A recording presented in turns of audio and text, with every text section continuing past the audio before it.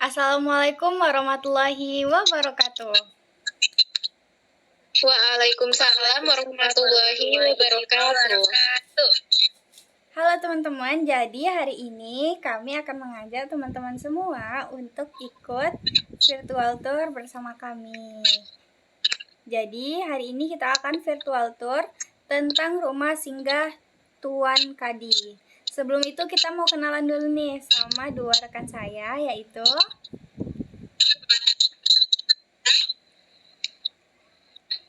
ada Edelwis. Halo Edelwis. Kemudian ada Anastasia. Halo Anastasia. Halo semuanya.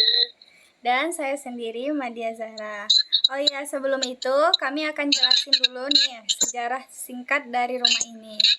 Kepada Edel disilakan. Sejarah singkat Rumah Tuan Kadi. Rumah Tuan Kadi merupakan salah satu rumah bersejarah peninggalan masa Kesultanan Siak yang berada di tepi Sungai Siak, tepatnya di Kampung Banda, Kota Pekanbaru, Provinsi Riau. Rumah ini dibangun sekitar abad ke-19 dengan gaya arsitektur tradisional Melayu yang terpadu dengan sentuhan kolonial Belanda. Nama Tuan Kadi merujuk pada jabatan Kadi yang mana Kadi merupakan seorang pejabat tinggi agama Islam di Kesultanan Siak yang berperan sebagai hakim syariah. Rumah ini dahulu ditempati oleh seorang Kadi yang ditunjuk Sultan Siak untuk memimpin urusan keagamaan, hukum Islam, sekaligus menjadi tokoh panutan masyarakat. Selain berfungsi sebagai tempat tinggal, rumah ini juga menjadi pusat kegiatan keagamaan Sultan tentang hukum Islam. Saat ini Rumah Tuan Kadi dijadikan sebagai salah satu cagar budaya Kota Pekanbaru sekaligus destinasi wisata sejarah yang menggambarkan peran penting ulama dan pejabat agama dalam perkembangan Islam di Riau. Saya selesai, saya kembalikan kepada moderator. Oke, itu dia teman-teman sejarah singkat tentang rumah ini. Oke, langsung saja ya kita masuk ke rumah singgah Tuan Kadi. Di sini ada pintu masuk 1 dan pintu masuk 2. Ini terlihat dari sini ada lapangan field dan juga depan rumah Tuan Kadi. Ini tampak depannya, kemudian samping kanan dan juga teras depan.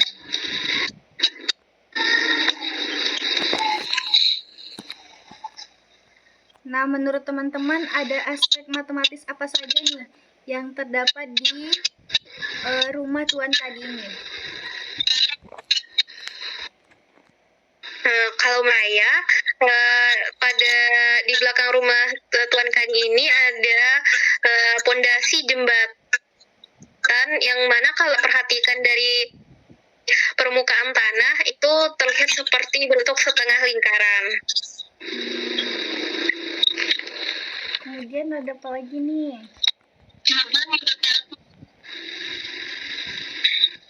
Izin moderator.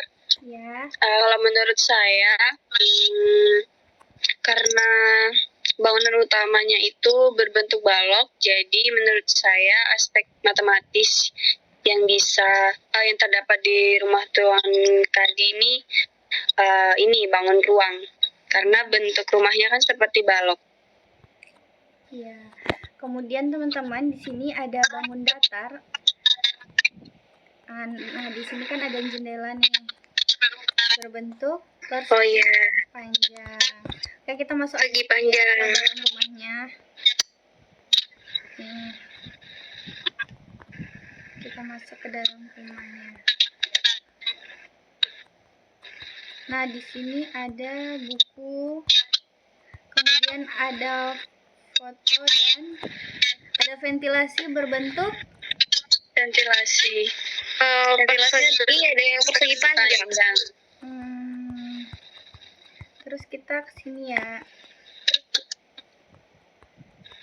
Nah, di sini ada topi. Nah, topinya berbentuk apa, teman-teman?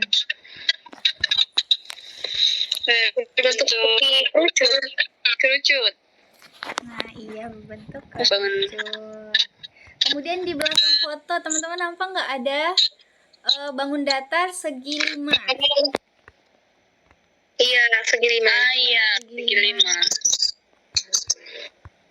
Nah, di sini figuranya persegi panjang ya. Persegi panjang, kemudian ada pintu kamar tidur. Iya. Ini kamar pertama, di sini ada ranjang. Menurut teman-teman nih ranjangnya berbentuk apa nih? Ranjangnya berbentuk seperti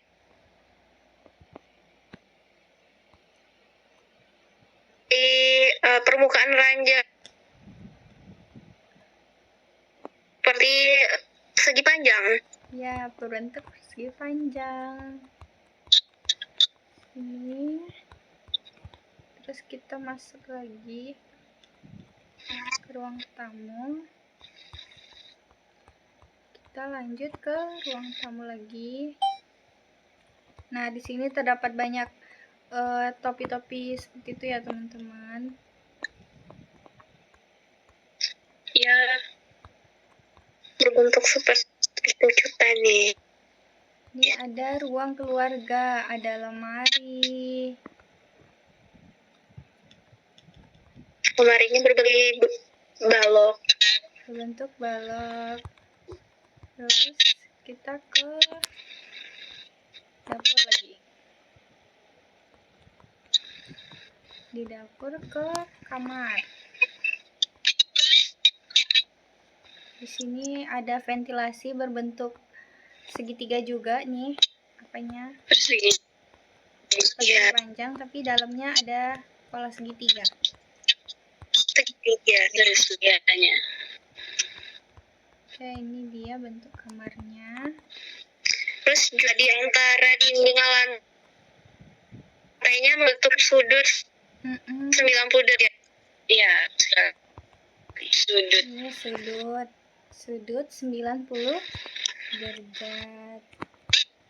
Ini ke kamar satu lagi. Ini kurang lebih bentuk kamarnya sama ya, kayak kamar-kamar sebelumnya.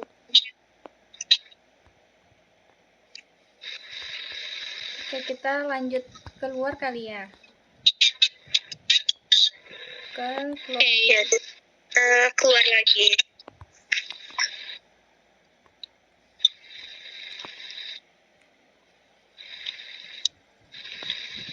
Oke, di sini kita ke samping kiri.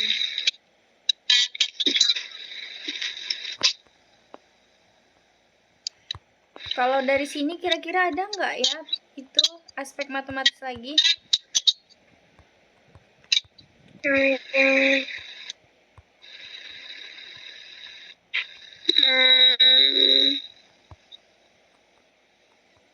Sepertinya tiangnya termasuk ini ya, bangun ruang.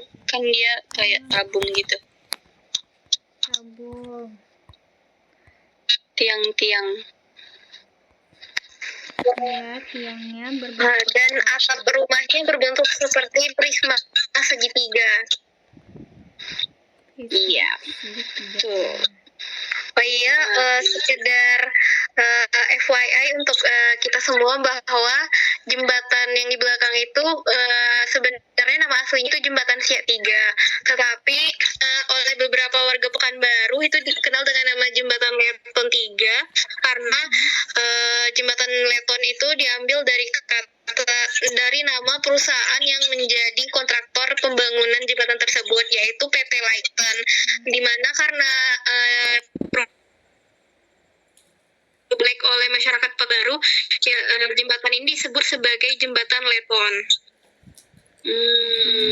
Okay. Informasi yang sangat bagus sekali. Oke, kita lanjut ke belakang rumah ya.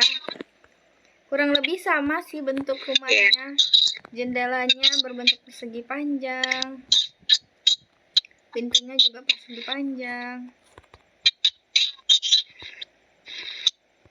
Mayoritas bangun datar sama bangun ruang. Ya.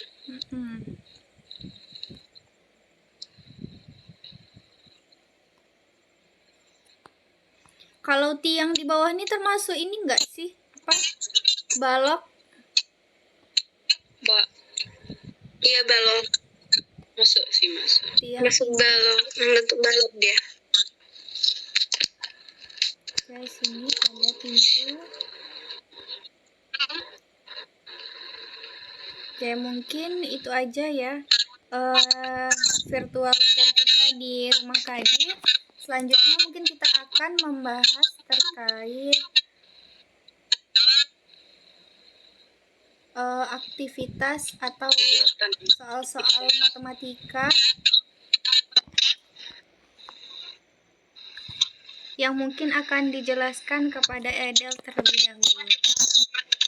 Terima kasih atas kesempatannya moderator. Kalau di sini saya akan menyorot tentang aspek matematis, yaitu simetri putar dan simetri lipat, yang mana tadi bisa kita terapkan dalam dalam bentuk jendela dan ventilasi dari rumah tersebut. Nah, fungsi mempelajari simetri putar dan simetri lipat ini dalam kehidupan sehari-hari adalah selain untuk estetika, tentunya juga untuk menonjolkan kekokohan dari suatu bangunan tersebut.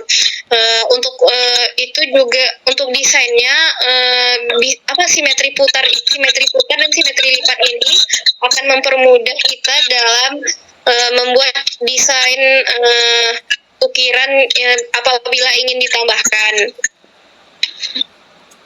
Baiklah, simetri lipat adalah jumlah banyaknya lipatan yang dapat membagi bangun menjadi dua bagian sama besar dan saling menutupi dengan tepat.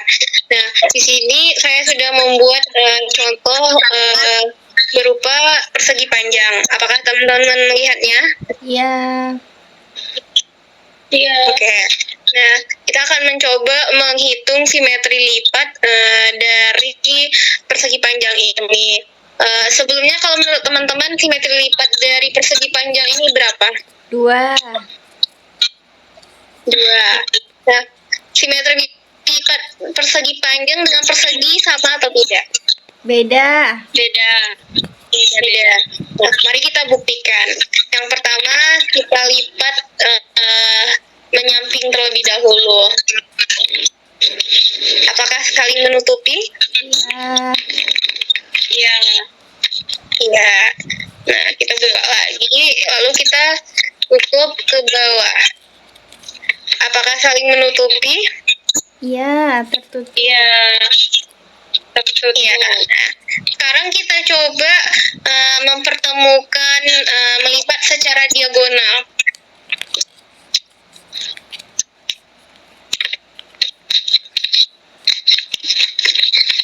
Apakah saling menutupi? Tidak, dia tidak. Ya, terlihat ada bagian-bagian yang berlebih dari bagian lainnya. Jadi jumlah dari simetri lipat persegi adalah 2. Ya, benar sekali, 2. Lalu sekarang kita coba mengukur simetri putarnya. Nah, simetri putar ini adalah banyak putaran yang membuat bangun kembali ke bentuk semula dalam satu kali putaran penuh. Jadi, kayak satu kali kita putar sampai posisi yang ini nih ke atas lagi, nah ada berapa putaran yang posisi kubus baik secara panjang dan lebarnya tetap sama, tidak ada yang berubah. Nah, mari kita hitung terlebih dahulu, kita buktikan. Kita putar 90 derajat, apakah masih sama bentuknya dengan yang awal? Tidak. Lalu kita putar 90 derajat lagi. Apakah kembali ke bentuk awal? Ya.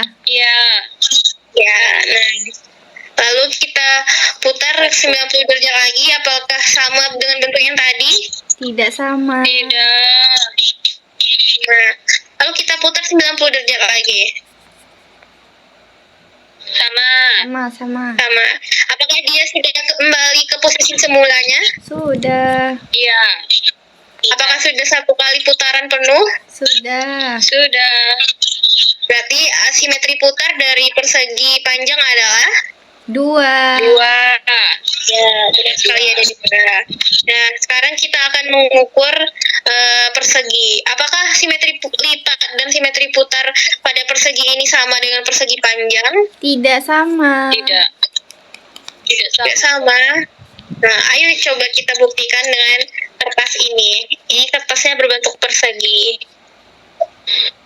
Coba kita lipat ke bawah.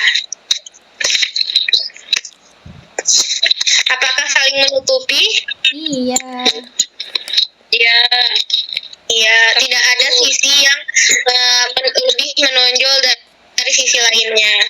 Lalu coba kita lipat ke samping. Masih tertutup. Apakah saling menutupi? Iya. Iya. Lalu kita coba mempertemukan diagonal kiri atas dengan kanan bawah.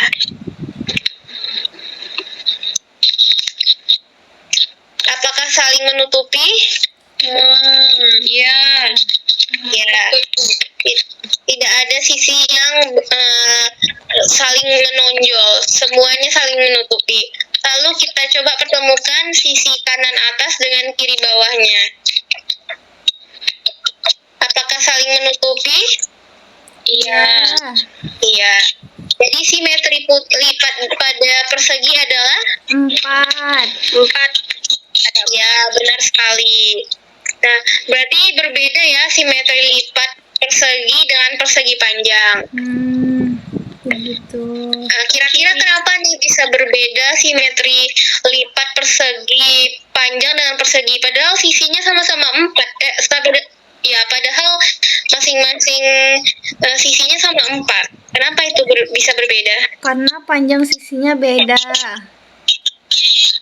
Ya, benar sekali. Kalau persegi ini masing-masing sisinya itu sama panjangnya. Panjang lebarnya sama.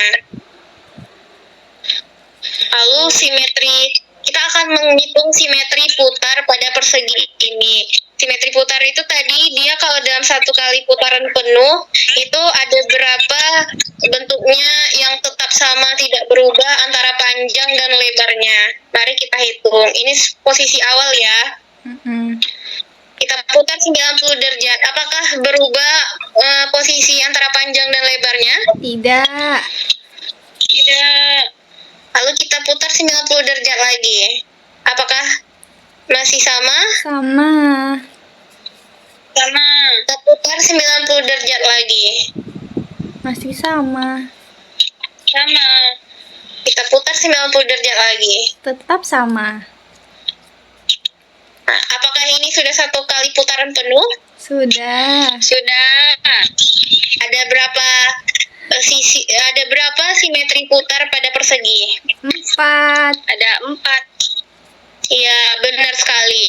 Alasannya tetap masih sama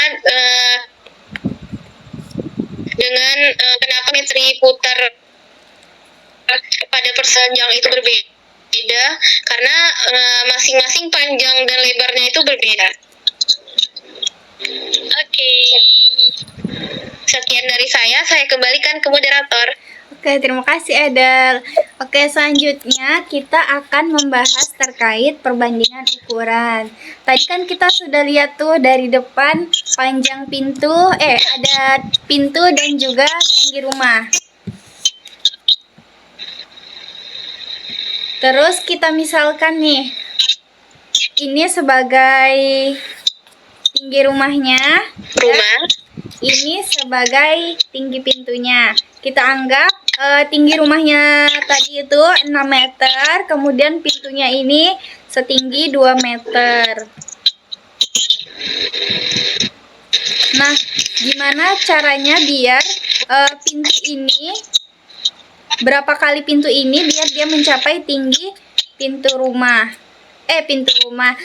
rumah maksudnya. Nih, misalnya satu pintu itu kan tingginya 2 meter. Kemudian kita tumpuk lagi pintu kedua menjadi 4 meter. Kemudian kita tumpuk lagi satu kali lagi menjadi 6 meter. Nah, jadi kan tinggi pintu sama tinggi rumahnya jadi sama kan? Berarti kita butuh 3 tumpuk pintu untuk mencapai tinggi rumah. Jadi, kalau kita bandingkan antara tinggi rumah dan tinggi pintu itu sama dengan 1:3. Begitu. Oke, selanjutnya kepada Tasya disilahkan. Oke, baik. Terima kasih atas waktunya, moderator. Kalau dari saya mengambil contoh aktivitas menghitung banyak lantai yang memenuhi banyak kayu yang memenuhi lantai di rumah Tuan Kadi.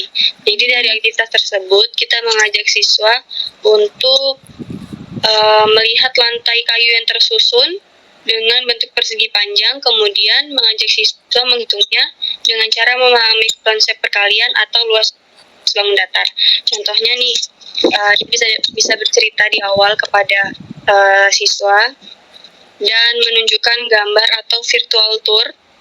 Kita mengajak mereka membayangkan contoh simpelnya. Nah, ini kita ibaratkan luas lantai rumah di rumah Tuan Kadi.